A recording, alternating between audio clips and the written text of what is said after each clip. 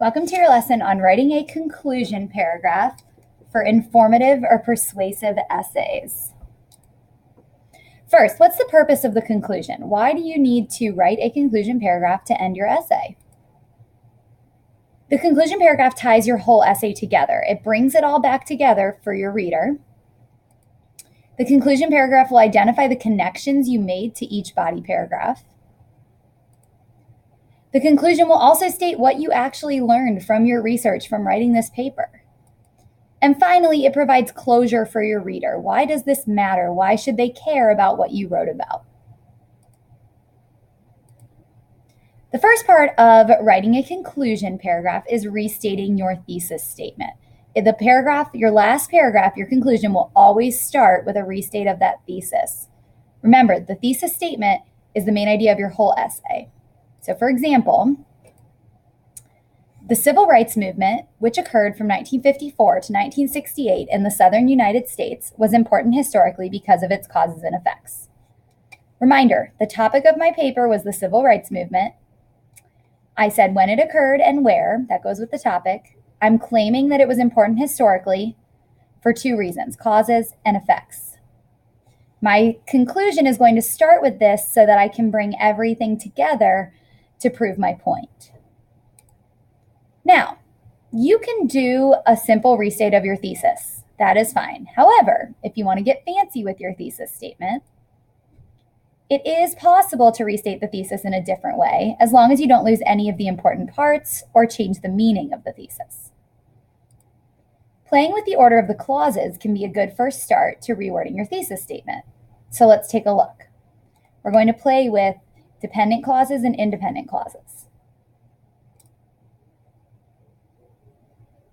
So going back to my thesis statement, I have a dependent clause right here because of its causes and effects.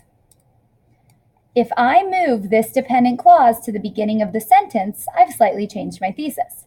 Because of its causes and effects, the civil rights movement, which occurred from 1954 to 1968 in the southern United States, was important historically. All I did was move my dependent clause to the beginning to slightly change the thesis statement, but I did not change the important parts or the meaning. Now I can think about tweaking word choice. So I could change a few words if I don't change the meaning. Because of its causes and effects, the civil rights movement, which took place from 1954 to 1968 in the southern United States, was significant in the country's history.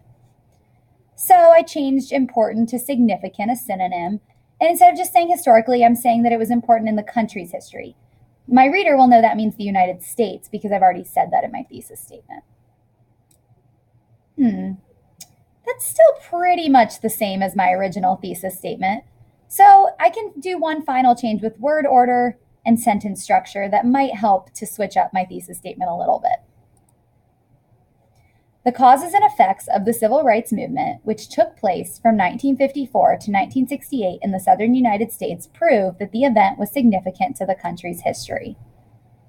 Boom. This says the same thing. I didn't change the important parts, the causes and effects, when it was, where it was, that it was important historically, and I didn't change the meaning, but I did restate it in a way that makes it a more interesting start to my conclusion paragraph.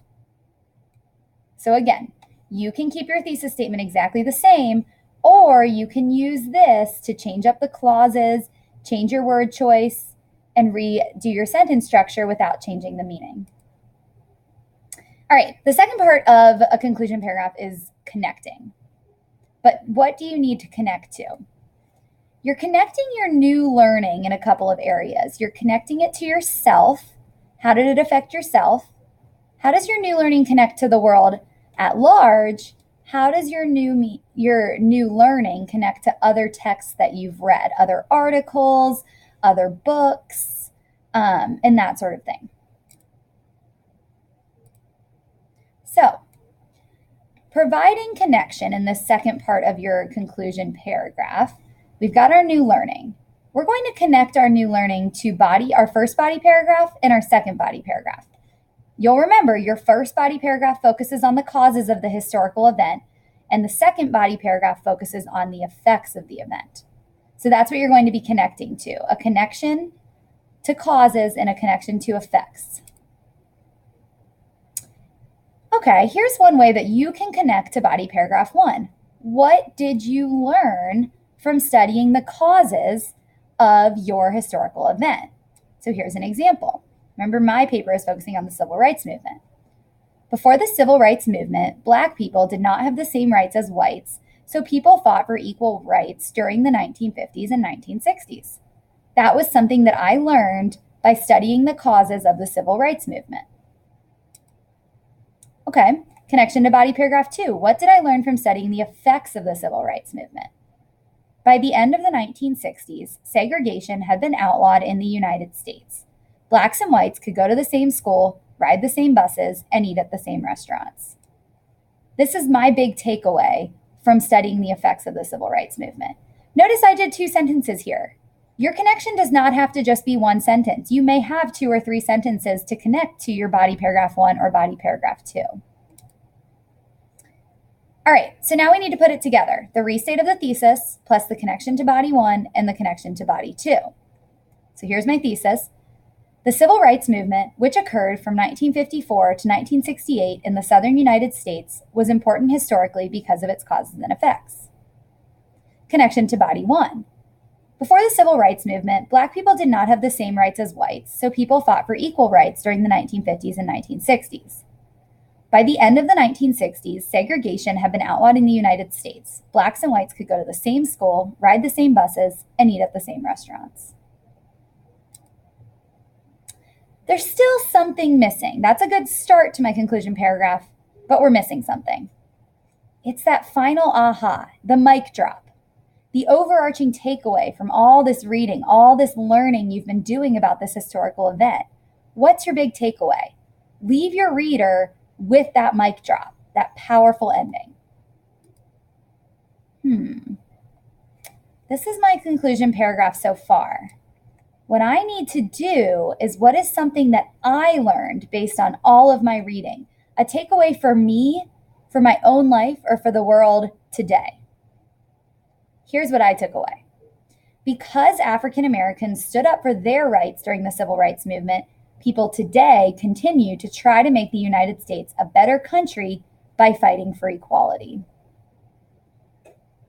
That's what I got from studying the causes and studying the effects and connecting it to the world today. That's my mic drop. So here's my full conclusion paragraph. My thesis statement restate, connection to body paragraph 1, connection to body paragraph 2, and my mic drop, my final connection to the world today. The civil rights movement, which occurred from 1954 to 1968 in the southern United States, was important historically because of its causes and effects.